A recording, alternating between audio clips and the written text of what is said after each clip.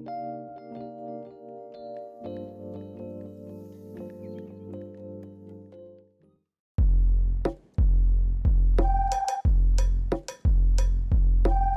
c'est Guillaume Tanguay. Moi, c'est Elisabeth Guérin et j'étais aussi dans l'entreprise Aqua Kelly. On a développé, on a fait tout le plan d'affaires, toute la mise en marché pour une machine qui va transformer l'air en eau. C'était une alternative aux personnes qui n'ont pas accès à l'aqueduc chez eux. Puis on trouvait que c'était un projet un peu innovant. Il y avait déjà un concept qui existait en réel. Fait que nous, notre but était de l'améliorer puis se différencier. On voulait monter une application pour avoir toutes les données qui soient plus automatiques et autonomes. On offrait dans notre plan d'affaires, on avait calculé un certain montant pour faire en sorte qu'il y a des profits qui sont réinvestis dans la compagnie puis pour faire en sorte qu'on donne des machines-là justement à des gens qui sont dans le besoin. Ben, on voulait vraiment une entreprise qui est beaucoup axée sur l'environnement et qui est très humanitaire, dont le fait qu'on donnerait des machines plus qu'on ne de vendre. Je pense que c'est pour ça aussi que dans notre plan d'affaires, par exemple, on a calculé que dans les premières années, on faisait pas nécessairement énormément de profit parce que tout était réinvesti dans la compagnie. On parle aussi de l'élaboration d'une machine qui est quand même assez complexe dans son processus. Mais c'est aussi que c'est quand même une machine qui coûtait 20 ou 23 000 $, donc ça se vend pas comme n'importe quoi par tout le monde.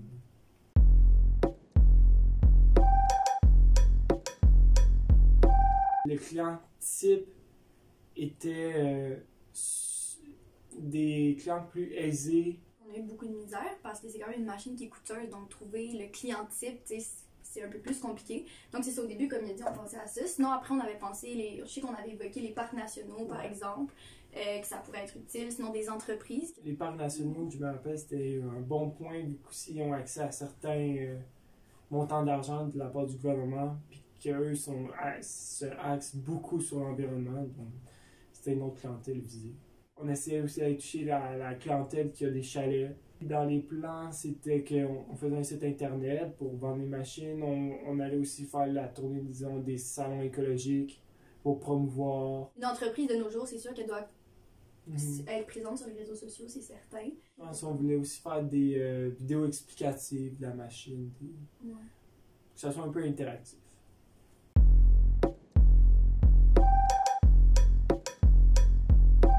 Dans notre équipe, on était 4 qui se connaissaient déjà vu qu'on était à la même école.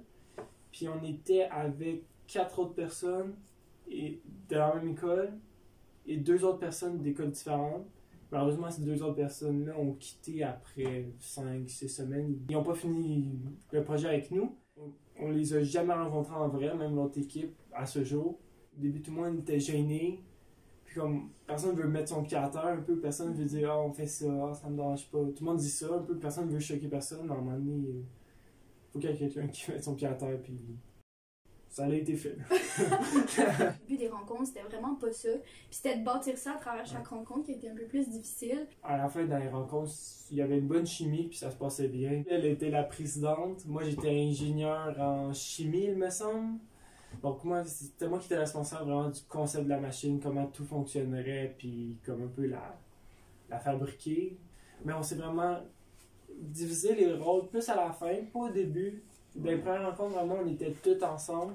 C'est plus dans les 3-4 dernières rencontres qu'on s'est divisé des rôles pour quand on va faire notre présentation. Au début, mettons, on travaillait vraiment ensemble parce que c'était important d'établir qu'est-ce qu'on voulait faire puis que tout le monde partir sur les mêmes bases. Puis une fois que ça a été fait, là, on s'est vraiment divisé la tâche. Puis c'est ça qu'il faut faire parce que c'est tellement volumineux, un plan d'affaires, il y a tellement d'aspects à toucher, d'aspects à aborder, qu'on doit être plusieurs pour ça.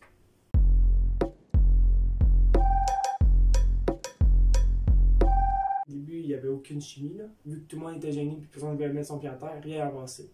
Tout le monde donnait des idées de compagnie, mais personne ne voulait décider quelle compagnie on fait pour fâcher personne. Ouais, sans dire qu'une personne dirige tout, instaurer qui sont les leaders, par exemple, parce que sans leader, ça marchait juste pas. Si tout le monde faisait chacun de son bord, c'est là qu'on s'est rendu compte que ça fonctionnait tout simplement pas.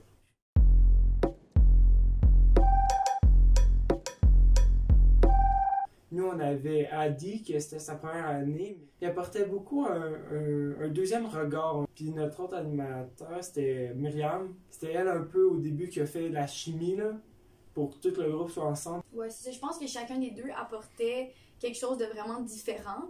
Puis honnêtement, sans ça, je pense pas qu'on aurait pu Non. commencer, Non, tout c'est- simplement, tu sais. Si on n'avait pas des animateurs motivés, Mhm. après 4 semaines, il n'y aurait eu personne. Tout le monde serait parti.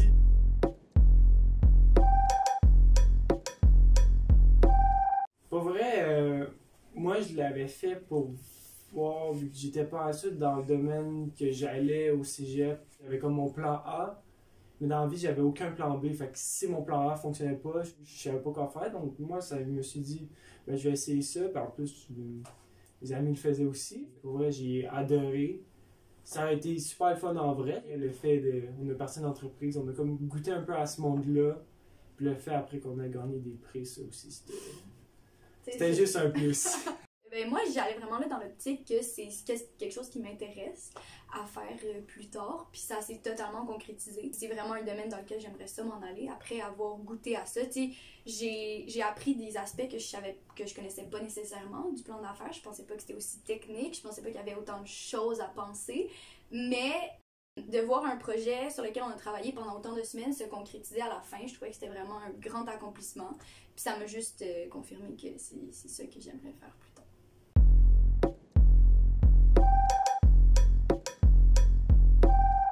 Pour vrai, de pas hésiter à le faire. C'est un soir semaine, c'est super le fun, ça t'apporte plein de choses, puis tu peux connaître du nouveau monde. Qu'est-ce que je leur conseille de faire? C'est vraiment, comme on a dit plus tôt, d'établir leur plan de base au début, puis vraiment mettre tout le monde sur la même longueur d'onde sur qu'est-ce que l'entreprise, qui est le public cible vraiment. Puis c'est ça aussi, pas hésiter de le faire, ça apporte énormément.